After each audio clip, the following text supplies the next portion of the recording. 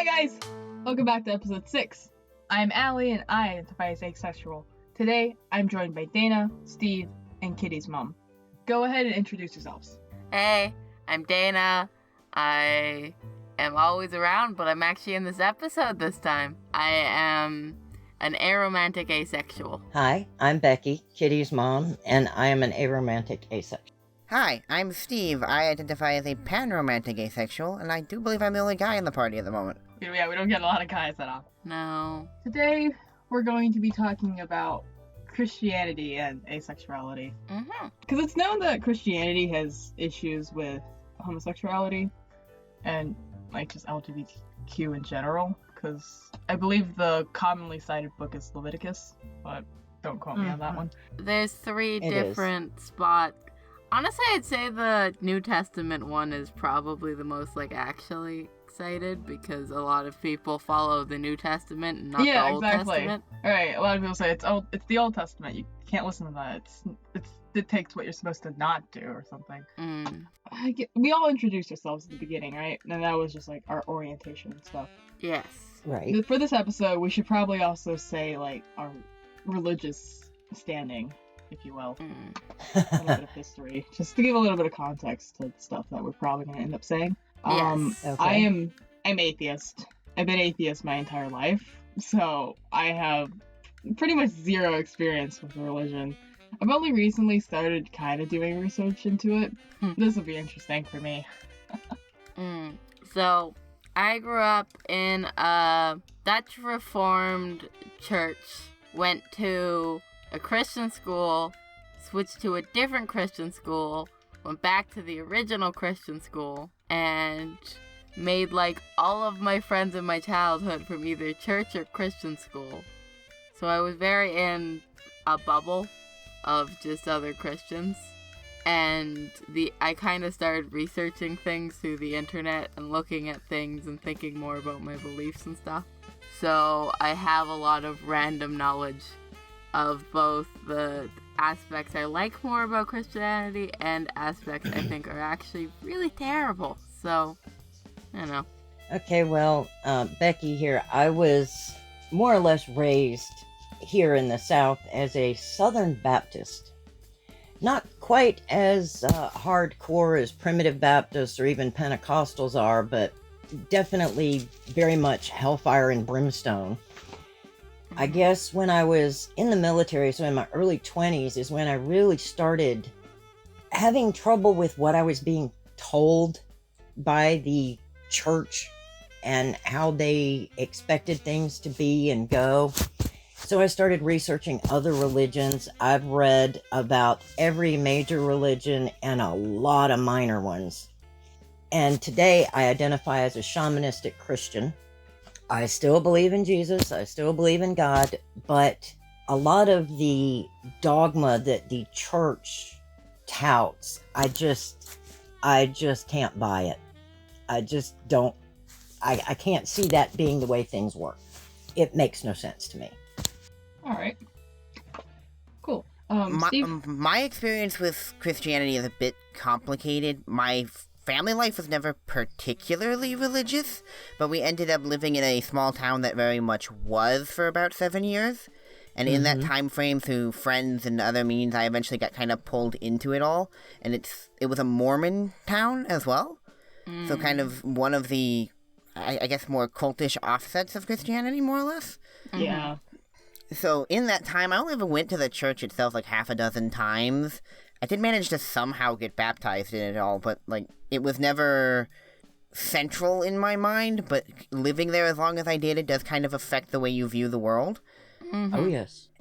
Nowadays, it's more or less atheist, but it's kind of atheist with the caveat that I can see God as a useful teaching tool for morality and some of the more basic things, but, not as this character definitely exists in our world and is definitely a thing you should absolutely worship. Okay. Well, atheism is just defined as whether or not you personally believe in God. I mean, I guess you could not believe and also see it as a useful tool for society, to an extent. I kind of see it almost like the Bible being equivalent to Aesop's fables in different ways. Yeah, I can get that. Yeah, largely it is. I had a conversation with a friend, and yeah, I pretty much said something very similar, that religion is useful to an extent because of, like, it brings people together. These people who go to church and they all go together, they form, like, really close personal bonds, which is, you know, it's really good. It's a morale boost and whatever, but once you start using these things to justify kind of sketchy beliefs, then there's a gray area, in my opinion. That's why I strayed away from standard or organized religion as a whole, is because so much of it is teaching people do this, and ruling by fear. Instead of what the religion itself actually is supposed to be teaching. You know, they talk about love, they talk about how God loves us all, and then in the next breath tell you, but you're human, you're going to fall short, and you're going to hell. Well, which is it? You can't have your cake and eat it too. Exactly. You can't tell me that God loves me, but I'm going to go to hell anyway, because that's, you know, kind of a mixed message you're sending there. The Bible specifically, I'm sure it's the one I've researched, so it's the one I know most about. It has so many, like, contradictions of, like, well, yes, God is this loving being and whatever, but also you better follow all of his rules, and if he tells you to commit genocide, do it, and yada yada. But see, that's the interesting thing. Have you ever, in any Bible passage, seen God command anybody to commit genocide? Yeah. It is nowhere in that book. People do. People will tell you, God told me to do this. That's true. I've not ever seen a passage where it's specifically like God speaking to someone and going, hey, go kill all these people. You have whatever character coming to, you know, the people and going, hey, God told me to go do this, but you don't ever see written out the conversation with God where God specifically told them, go fuck those guys up. It's always like, you just have to take them at their word that, you always have to just kind of take them at their word that God told them to do that. It's this thing of someone telling you someone told them something is not a source. Exactly. Yes. It's called word of mouth in law. In law, it's called word of mouth, or the best way to look at the Bible at this point is Chinese whispers. You know, everybody wants to take it as the word of God. At this point, it is the suggestion of the word of God, twice removed by man. Thank you. Because you're looking at something that was a spoken story in a dead language.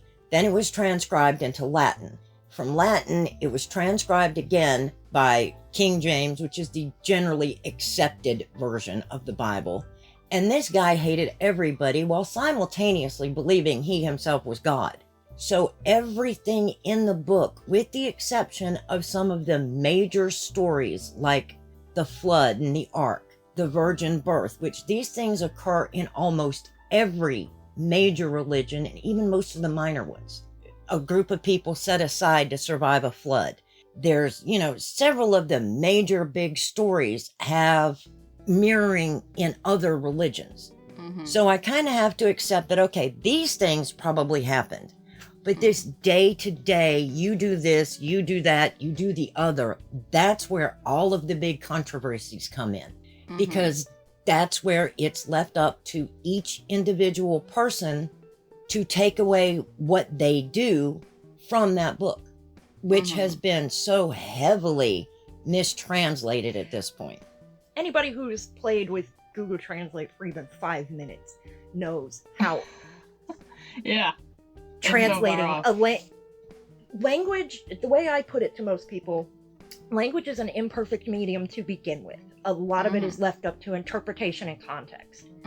Especially languages like English, where we have so many bizarre, screwed up rules and caveats and everything else. Yeah, and you have words that literally can mean the exact opposite. Exactly, but they're spelled relatively the same. Yes. No, it's like the exact same word. Yes. Regardless of what the languages are, anytime you translate something from one language into another, things get lost in translation. There's no perfect one-to-one. Exactly. So the fact that the stories in that book have been translated from one dead language into another dead language, and then into English by a tyrant who anything he disliked was either scrapped entirely or changed so that it pleased him, that's not the word of God anymore. That's the word of man, slightly influenced somewhere way back in history, maybe by God. It's the most ancient published form of propaganda. Exactly. Yeah. It is. That's a good way to sum it up. We spent about 10 minutes bagging on about the Bible. Now let's actually get into maybe some of the verses. But see, that's where people are going to get their information on how to view any sexuality that isn't standard hetero. Yeah. They're going to refer to that book. Mm-hmm. And the other problem with it is so many people will go to a church and sit there and have someone tell them what that book says and what they should believe from it. Mm-hmm. Well, I'm sorry. I'm a reasonably intelligent human being who can read and comprehend all by myself. I don't need you to tell me what those words mean to me. Yeah. And that's a huge problem in a lot of churches. The preacher's got his idea of what that means. And I know in Southern Baptist, he will browbeat you with that book until you believe it the same way he says it. Yeah. That's just the way it is. Yeah, the one time I can remember being in a Bible reading class in that church, I was reading around in the book and then looked up again and realized, oh, they're just skipping around, picking out verses and just choosing what the words mean. Yes. Pretty much exactly.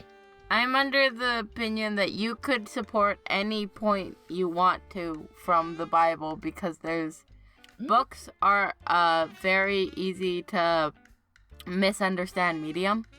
They're very confusing. There's a lot of nuance to books. And then there's just so much of it and so much different things that you can support any position you want to. Pretty much, yeah. Yeah. Also, like, just even within, like, Christianity, you have these different, like, sects, I guess. Look how many. Catholics, Protestants, JWs, like... That's not even... Who's right? Protestant is, like, 100 different things. Yes. There's an infinite depth to this, and then none of them are entirely right. Yeah. Basically, Protestant is anybody not Catholic. Exactly. Oh, wow. So I went to Dutch Christian Reform. Started out as one church in the city. And then they had an argument. And then there were two churches in the city. And then there was another argument. And then there was 3 churches in the city.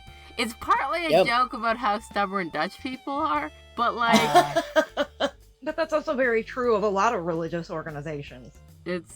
Now, at the time, it kind of made sense as there was enough people to fill 3 churches. Now there's not, but there's too many arguments to fit them back together properly anymore, so. I don't agree with you, and rather than working it out, I'm just going to leave. Yes. Pretty much, yeah. Yeah. Alright. Should we start talking about asexuality? Because that's probably what our listeners are here for. Yeah. That's what we should do. We should stop nathering on. Alright, so there are, like we've said, Bible has contradictions and you can argue any position. So naturally, there are verses for and verses against. Yes. I guess we're just going to read off a few of them. 1 Corinthians 7, as a summary, Paul thinks that being single is a good thing as you can focus on ministry. I mean, asexuality and being single aren't really the same thing. No. But there's a lot of people I've seen who would argue that Paul is ace from how he talks. Like, of course, it's a Bible character, you can't. But he has a certain air of talking about things like, yes, you can get married if you, like, have to, but, like, why would, like, he has a certain, I kind of see it. It's a certain way of talking that it's like, do you actually feel these things? There is that idea out there that some people believe. He could be ace. He could also just be like the world's biggest introvert. We don't know. That's also... I feel like introvert probably not, as he constantly goes around trying to get people to join his religion. and has always sort of done that, even when he was killing the new Christians too. So it's when he was Saul. It's the thing. Half of this is flying over my head. So. See, that's why we need you, because when you get a bunch of people who know about the religion, then you kind of talk about things. You use stories and terms that are exclusive to the religion. I see. Yeah, alright. But yeah. Alright. Having somebody that doesn't know the stories and all of that behind it, then you raise questions that then we can answer. Yeah. Yeah, that's a fair point. It's just a lot of confusion for my part so far. The next quote that we have that's for asexuality. Matthew 19 verses 9 through 12. Not all men can accept the statement, but only those to whom the capacity to receive it has been given. For there are eunuchs who have been born that way, from their mother's womb, making them incapable of consummating a marriage. And there are eunuchs who have been made eunuchs by men for royal service, and there are eunuchs who have made themselves so for the sake of the kingdom of heaven. He who is able to accept this, let him accept it. That's a mouthful. Mm-hmm. I'm not really sure I what don't I actually just know read. what version that's from, but yeah. Yeah, that's a good question. No, either. We didn't cite it for some reason. Yeah, I forgot to do that. Give me a second, I'll grab one of mine and see if I can find it. Because I have a King James. So if I can find it there, then we know. If it's not, it's probably English Standard. Or NIV. Most of my computer is set to automatically do NIV, so. NIV? Yeah, New International Version. Oh, international. Is that similar to the Living Bible, as people like to refer to it? Not with that writing. Yeah, good point. That's that backwards That's English bullcrap that everybody's. It's less backward, but it's like they tried to be more correct than King James, because the area I grew up in, English. We never used King James. Everyone kind of went, "What are you talking about?" if you tried to use King James, and okay. so Oh, wow. Gotcha. Huh. it was always NIV.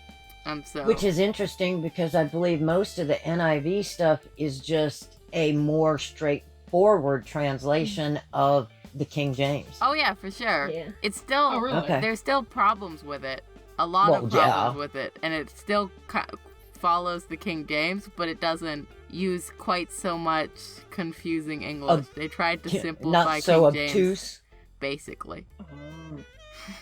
It's like taking the King James version and running it backwards through the thesaurus. Yeah. Yeah, there you go. It's still there's a lot of confirm? argument about what version you should use. Yes, there is, sadly. It's another thing for them to all argue about. They argue about everything.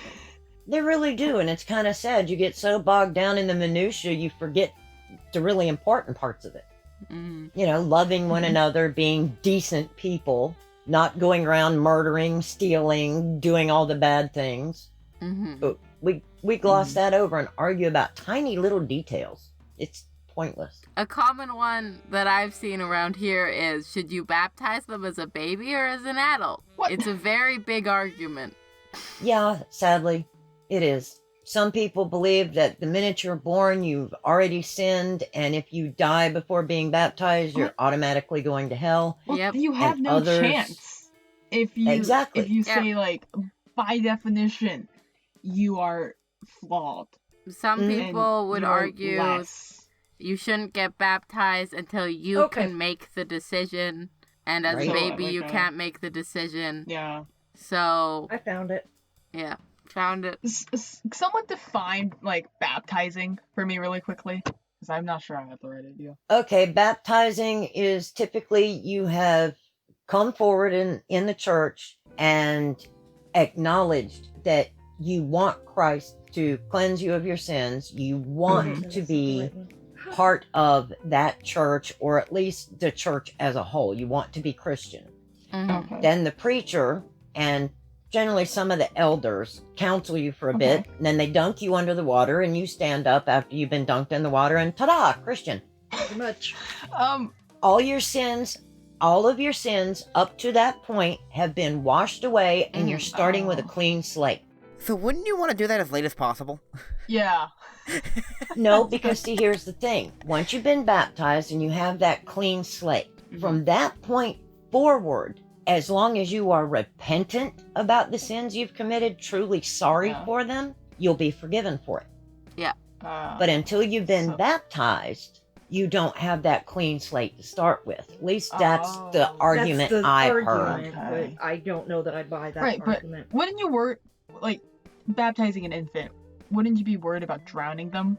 No, you just have a bowl of water, and you sprinkle water on their head. The pastor kind of covers his hands in water and flicks it at the baby, and then the baby starts crying because now there's water on it.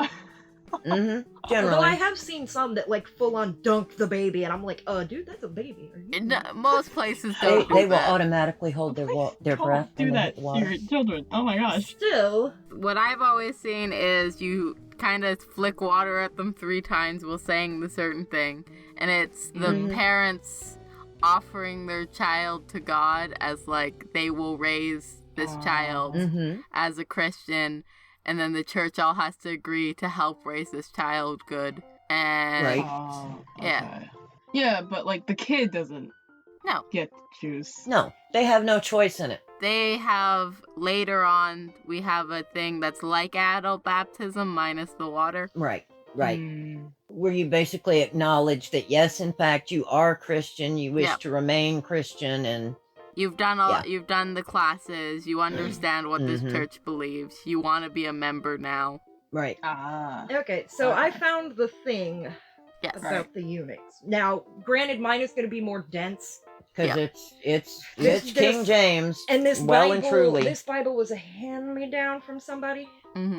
I say unto you, whosoever shall put away his wife, except it be for fornication, and shall marry another, committeth adultery.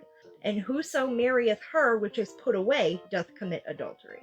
His disciples say unto him, if the case of the man be so with his wife, is it not good to marry? He said unto them, all men cannot receive this saying, save they to whom it is given. For there are some eunuchs which were so born from their mother's womb, and there are some eunuchs which were made eunuchs of men, and there be eunuchs which have made themselves eunuchs for the kingdom of heaven's sake. He that is able to receive it, let him receive it. Then were there brought unto him little children, that he should put his... this is just about Jesus praying for people. Yeah, I caught that last this part. Whole thing is slightly different Jesus from the one I read. So it basically sounds like he was saying, like, no, not everybody should get married. Exactly. If they don't want to. And if you get divorced, don't get remarried. Those were like the 2 points. Yes. Those were his 2 big because I found the version from the one I just read. It was the NIV. That turns out hyperlink. Yeah, mine is the straight up King James version. Yeah, ours is the old one. Should we explain what eunuch means? Okay, so probably. A eunuch is generally a man who is either born with only one or fewer testicles, or has had one removed for whatever reason, or both removed. I believe there is a specific term for a man with absolutely none outside called of... a castrato. There we go. Whereas technically a eunuch is one, like the way the word breaks down from the original Latin. First part of the word translates directly to one. So it's kind of a widely held misbelief, if you will, that eunuchs have no testicles whatsoever, when generally speaking it was one.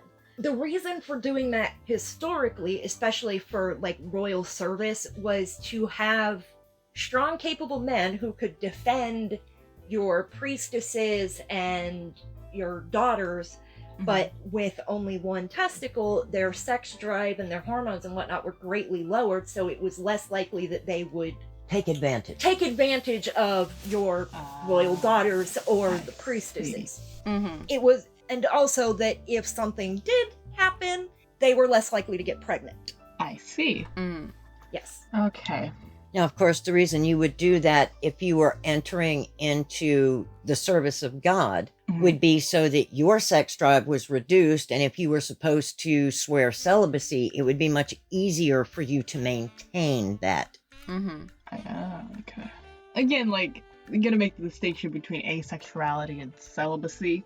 Oh, yeah, it's different. Yes. Yeah. They are very different. They are very, very different. But celibacy is a choice. Yeah. It is a choice to not engage in sexual activity. Yeah. Asexuality is We legitimately don't. simply we don't care enough. Or we don't have a drive. Or to. don't have enough of Some a sex people- drive. Some to people are get legitimately involved. repulsed by the idea. Yes, they are. Yeah. There are Yeah. varying degrees of asexuality. Some are repulsed by sex or even talk of it. Some, like me, I was married. I have all my life tried to be a good little girl and do what I was supposed to do.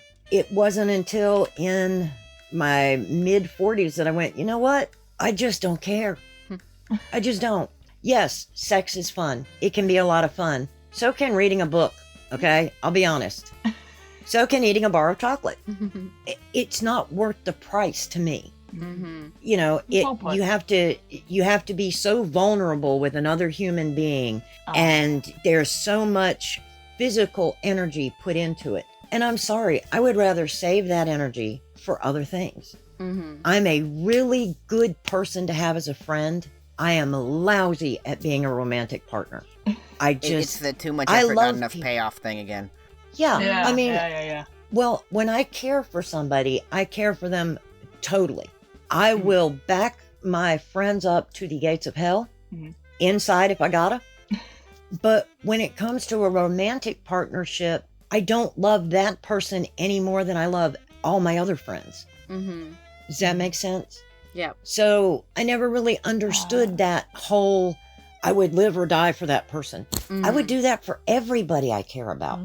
So it doesn't make sense to me just, one person that you're devoted to, because I'm devoted to everybody that I care for. And that's probably closer to the Jesus saying, like, love everyone, because it really is like everyone. I guess. Yeah. Except as a general rule, I can love a person. People as a whole, I'm not so fond of. No. Oh, yeah. As a race, we have some really big things we got to work on. Yeah. Humanity, yeah. A person can be lovely. People in general are awful. Yeah. Yeah. So celibacy is a choice that you make for whatever reason you decide to be celibate. Yeah. Asexuality is more That's just how the way you you're feel wired. about it. It's how you're wired. It's less a choice and more just how you are. No, Yeah, it's not like a choice. being It really isn't. homosexual. It's the way you're wired. It's not a choice. It's just something that you sometimes just discover going through life that, I used to try to live this way and it never felt right. Yeah, I'm living proof of that.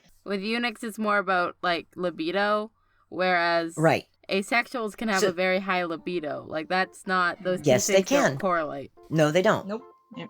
They do not. All right, let's move on to the verses that are against asexuality or have been used in arguments against. Right. Genesis 2:24. Therefore shall a man leave his father and his mother, and shall cleave unto his wife, and they shall be one flesh. Yeah, that's great if you want to get married. From someone who is just, I'm cool with people talking about sex and having it. I just don't come near me with that stuff. Yeah, that sounds please keep that incredibly to yourself. unpleasant. It's descriptive, but not in a good way. Yeah. It's not something that I would ever want. Oh gosh. And you know what? What is that word cleave? What is that supposed to mean? It literally just means, like, hold on to. Yeah, they don't mean it cleave as in separate from, like you talk about cleaving meat, you're separating this bit from that bit. No, in this case. In Old English, cleave could also mean, like, hang on to very tightly. Yeah, it basically means he'll leave his mom and his dad, and he will devote himself entirely to his wife and family. Another one from Genesis 1:28a. Be fruitful and multiply and replenish the earth and subdue it. Yeah. Oh, I so hate that one. Okay, that was applicable then. Specifically to Adam and Eve.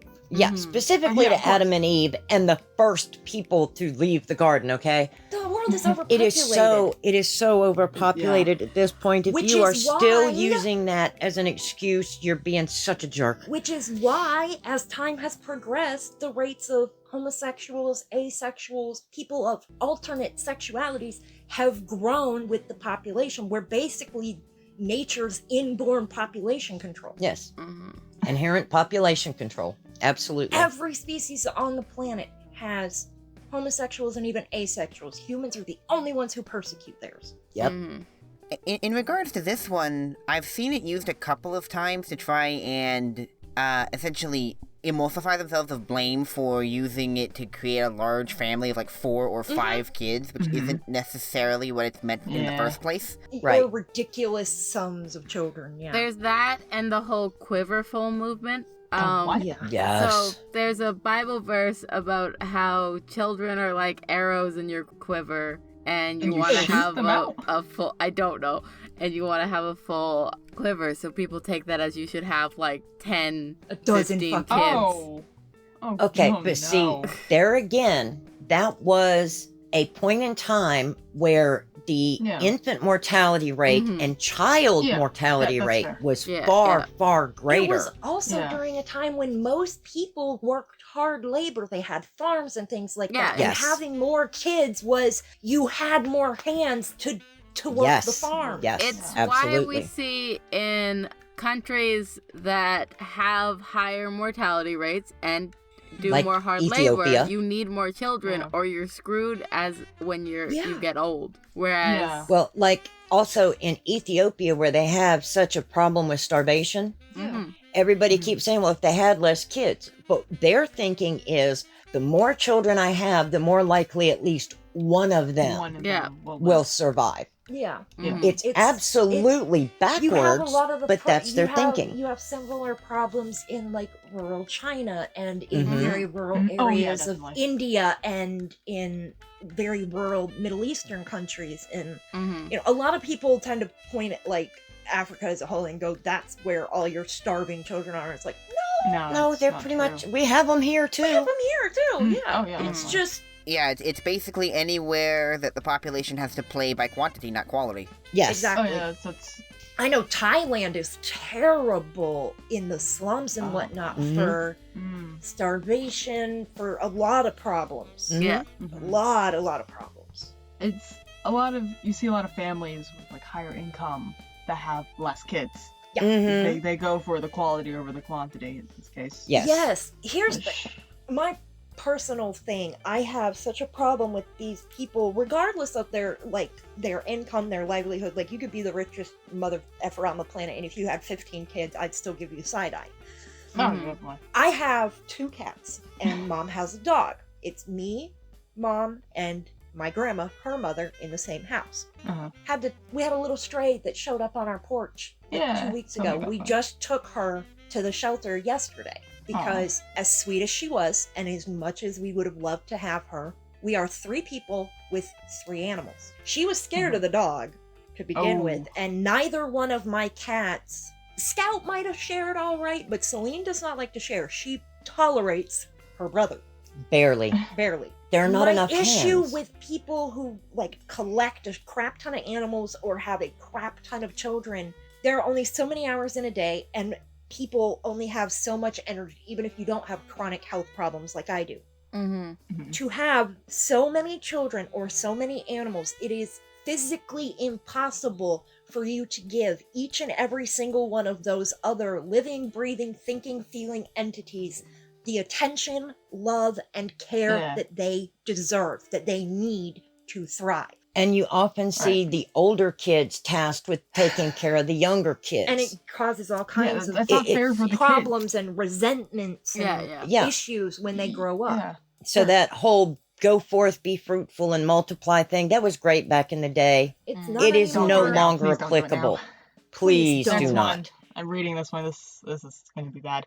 1 Timothy 2, verse 15. She shall be saved in childbearing if they continue in faith and charity and holiness with sobriety. Mm-hmm. No. Mom almost died having me. Yeah. No. So you can go right to hell with that one. You can go die in a fire with that attitude. Sorry. Especially with that attitude, it's women are good for having kids. Women are good for having kids, Yeah. and that's all. We cook, we clean, and we give the babies to the world. That's our sole function. Yeah. How about fuck you? How about you go No. jump in a river? Yeah. Yeah, that doesn't work. Not today, and I don't think it really worked then either. It didn't. No. Yeah, It way. never The women worked. are the gentler sex. Yeah, piss me off. I'll show you how fucking gentle I am. How about There you that? have it. It's gentler because you have a longer fuse before you land in their ass. Yeah, and because, But you know, we that's- do have that's- maternal instinct and whatnot. But it's less- We're wired mentally to be... It's less even maternal instinct and more we really want to kill you, but then we'd have to hire a sitter for the trial, and we'd have to get a new dress, and we'd have to hire a lawyer, and we'd have to do, oh, never mind, it's too much trouble. Yeah. And that's what it comes down to. You're not worth the oxygen you're wasting, and killing you is not worth my time. There you go. Yeah.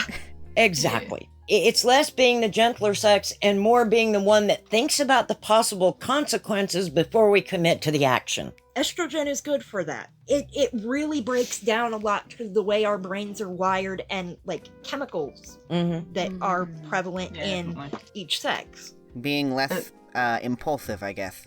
Yes. Yeah. Yes. Moving on to Christians for Christians again, so how they might state their arguments, I guess. Starting with the pros. Mhm. They consider that asexuality is a gift from God. It's like, if you want to be a nun, then Ace is very helpful.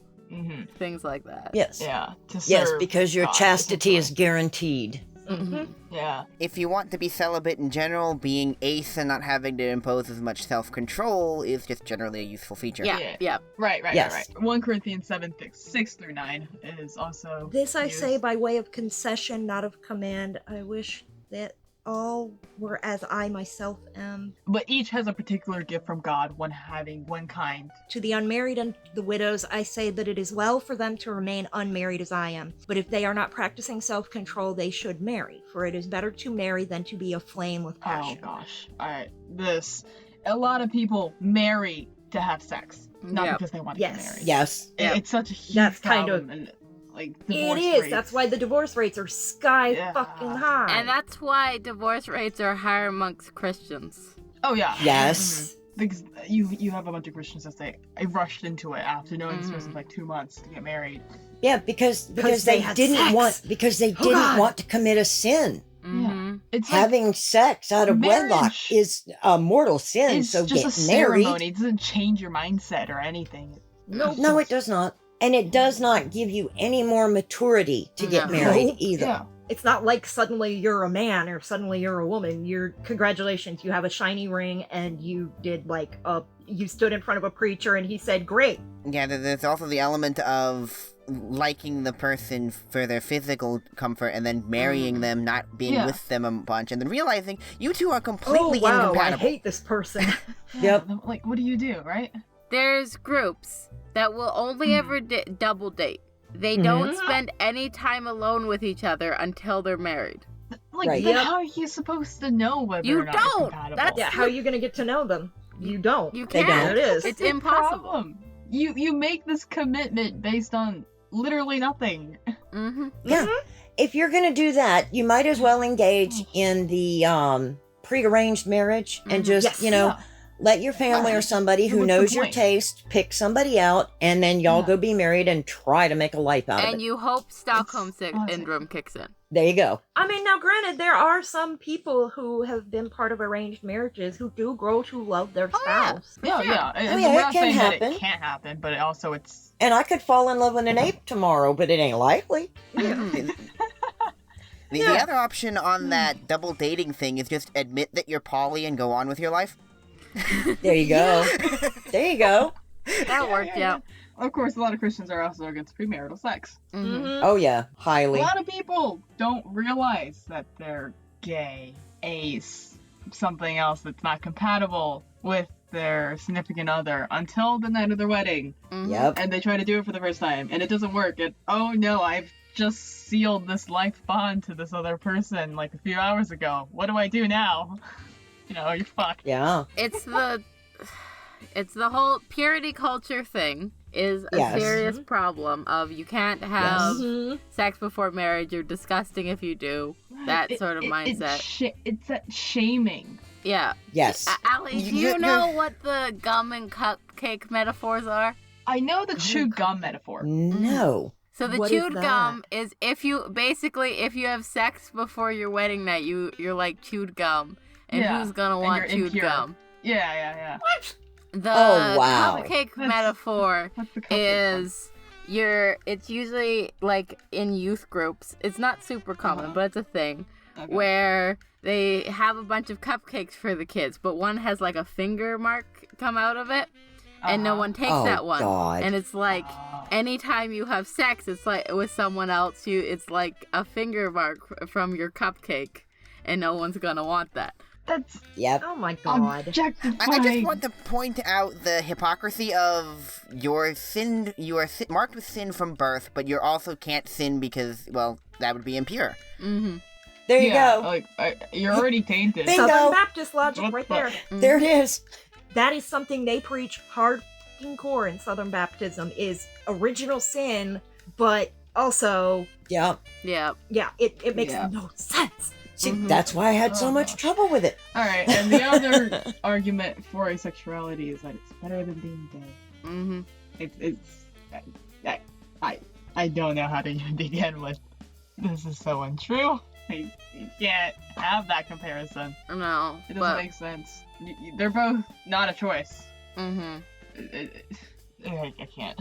I mean, I guess with the fucked up moral compass that a lot of Catholics have, being off would technically be better than being same-sex attracted, I guess, but it's not really better. Is it really? It's the whole, if you're convinced that homosexuality is a sin and like one of the worst sins, then yes, being ace would probably be better. Maybe they think it's like heterosexuality is a 1, homosexuality is a -1, and asexuality is considered like a 0, and Yeah. you know, it's kind Yeah, of that an was odd what I was trying to analogy. get at. It obviously doesn't work in reality, but it's No. like the headspace. Yeah, Mhm. it's kind of like it's not And really. I do think as on the same aces, we playing field. definitely have less persecution from general Oh, yeah, Christians. definitely. For sure. Maybe Oh, yes. It's either because we're all just Partly because they never talk celibate. about it. that too. It's kind of part of it's like the erasure thing. Yeah. Whether or not Yeah. that's a pro is debatable. They're not as afraid of us as they are of the homosexuals. No. We're not going to climb in their window at night and rape them. Yeah, that's such a Mm. stupid. Yeah. The arguments against. There are many Christians who can't accept that God would create someone of any other sexuality besides heterosexual. Mhm. Which, I mean, you don't accept it. I mean, it's very clearly that, yes, it's a thing. But Like, there it are doesn't- people Yeah. who are legitimately like, no, there isn't another. You're all just lying. And This is called Yeah. denial. and therefore you can't accept asexuality despite it not exactly being against it because it's not a thing. So what are you talking about? There is only heterosexual. You guys are all just weird. Well, there's also a vast majority of Christian types that look at asexuals, Mhm. and their whole point of view is, well, either you're a heterosexual and you just haven't found the right person, or you're a homosexual and again just haven't found the right person. You gotta Or be you one say- of those two. Or the third one, you're homosexual, but you're being good. So, okay, say you're ace. There you go. There you go. It's so awful. Oh my gosh. It is. All right, next one's about Mormonism. In Mormonism. Okay. Yeah, have fun, Steve. Which I believe well, no, you have some. No, yours is with the Jehovah's Witnesses. My bad.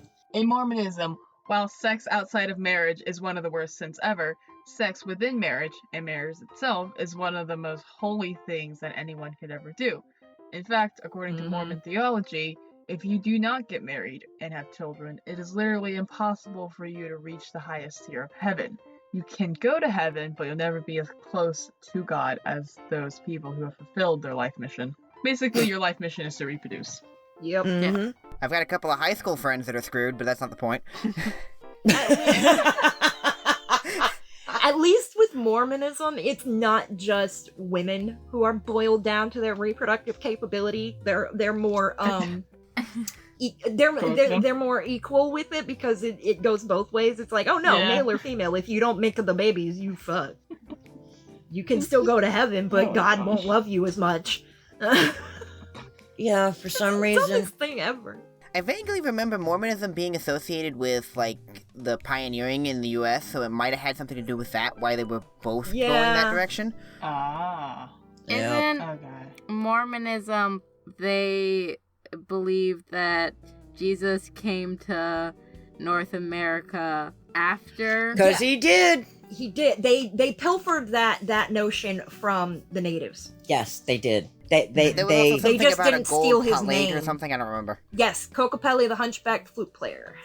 Yes. Which, when you read a lot of books, he gets written about as being a fertility god, him and his wife. not a fertility But when you god. actually talk to natives, that is not what he was for the majority of tribes. No, and the reason he was hunchbacked, or the reason we were given when he spoke to us, was that he died in a desert on a cross.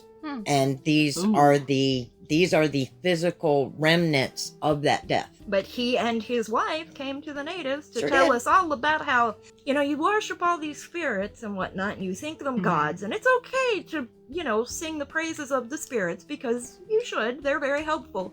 But they're not actual deities. They were all created by this other entity, and this particular entity is the only proper god.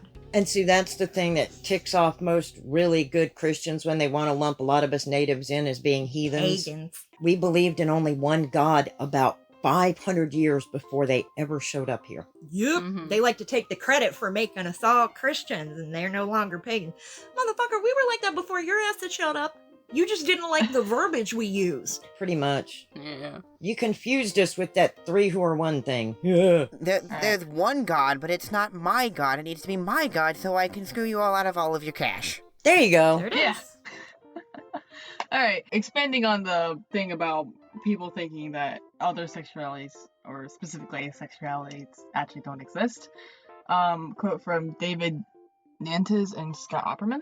They were given a question, what do you call a person who is asexual? And their answer was, not a person. Asexual people do not Oh, exist. God. Sexuality is a gift from God and thus a fundamental part of our human identity. Those who repress their sexuality are not living as God created them to be, fully alive and well. As such, they are most likely unhappy. I'm actually happier now that I've embraced my aromanticism and my asexuality. That's my And first the point. last time, He's right. People who are not living how God created them to be is not happy. He's right about that. He's just backwards on what that means. Yeah. He's just assuming there's only one mold. Yeah, you fit the mold, people. Yeah, it's not gonna happen.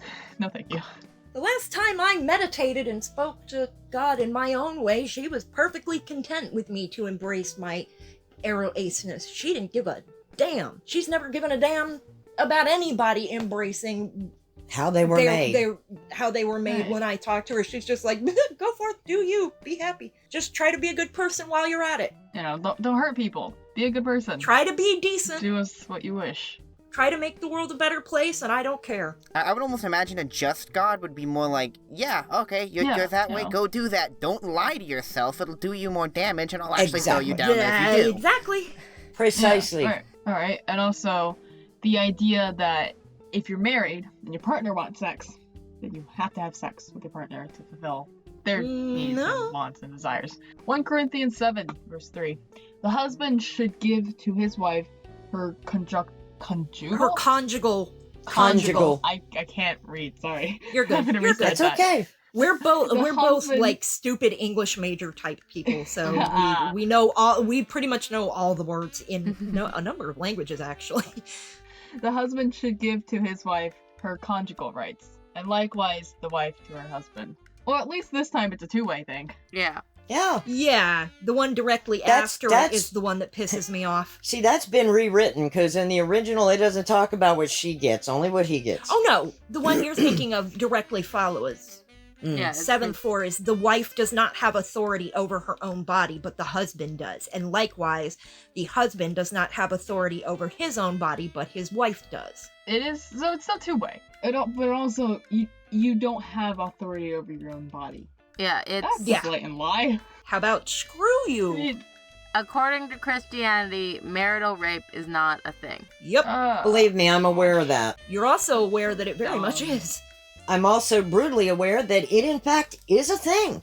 It does happen, and it's just as damaging, or maybe even more so, damaging than when a stranger does it, or somebody that you know as a casual friend. Because having the person that you're supposed to love and trust and depend on take from you is a whole other level of betrayal. So yeah, they can take that whole idea and go throw in a fire with it. It boils down to consent.